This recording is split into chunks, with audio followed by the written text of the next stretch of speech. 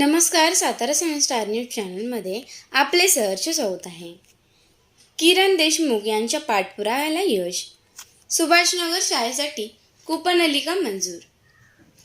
नवीन शैक्षणिक वर्षाच्या पहिल्याच दिवशी कोरेगाव येथील जिल्हा परिषद शाळा सुभाषनगर येथे विद्यार्थ्यांचे उत्साहपूर्ण स्वागत करण्यात आले. यावेळी विद्यार्थ्यांना खाऊ वाटप करून नवीन शैक्षणिक वर्षाच्या शुभेच्छा देण्यात आल्या. शाळेच्या परिसरात आनंदी आणि उत्साहाचे वातावरण निर्माण झाले होते. कार्यक्रमादरम्यान शाळेतील पाणी टंचाईची समस्या लक्षात घेऊन शाळेसाठी कूपनलिका मंजूर करण्याची मागणी आमदार महेशदादा शिंदे यांच्याकडे करण्यात आली.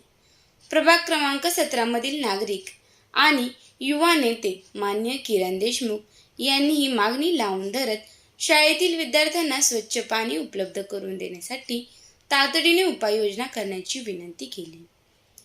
मागणीचे गांभीर्य लक्षात घेऊन आमदार महेशदादा शिंदे यांनी त्वरित कूपनलिकेस मंजुरी देत संबंधित यंत्रणेला दुसऱ्याच दिवशी बोरवेलचे काम सुरू करण्याचे आदेश दिले. आमदारांच्या या तत्पर निर्णयामुळे शाळेतील विद्यार्थी, शिक्षक आणि परिसरातील नागरिकांनी समाधान व्यक्त केले आहे. यावेळी युवा नेते संजय बाबा दुबळे, माजी नगरसेवक महादेव जाधव, विजय कुर्ले, मनोज देवकर, ज्येष्ठ नागरिक महादेव कदम, गुरुजी, कुंभार अण्णा, जगताप सर तसेच प्रभाग क्रमांक 17 मधील नागरिक मोठ्या संख्येने उपस्थित होते. शाळेतील मूलभूत सुविधांच्या उभारणीसाठी आणि विद्यार्थ्यांना चांगले शैक्षणिक वातावरण उपलब्ध करून देण्यासाठी स्थानिक नागरिक व लोकप्रतिनिधी एकत्रितपणे प्रयत्नशील असल्याचे यावेळी दिसून आले. आमदार महेशदादा शिंदे यांच्या तात्काळ निर्णयामुळे शाळेच्या पाणी प्रश्नाला लवकरच कायमस्वरूपी दिलासा मिळणार असल्याची भावना उपस्थितांनी व्यक्त केली. मला वाटतं इथे एखादा आपण कम्युनिटी हॉल बांधून घेऊया मोठा. आपल्याला वर प्लेनच आहे ना, आपल्याला वर चढण्यासाठी एखादा मॅडम एक थोडंसं जरा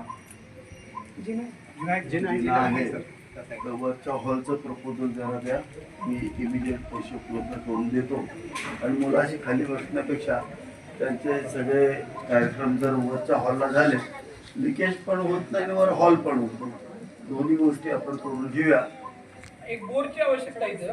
पाणी जरा कमी यायचं शाळेत. बोर आहे पण जुनी गेलेली आहे, म्हणजे बिघाड आहे. उद्या सकाळीच बोरची गाडी पाठवून आपल्या मार्फत देऊन टाकतो.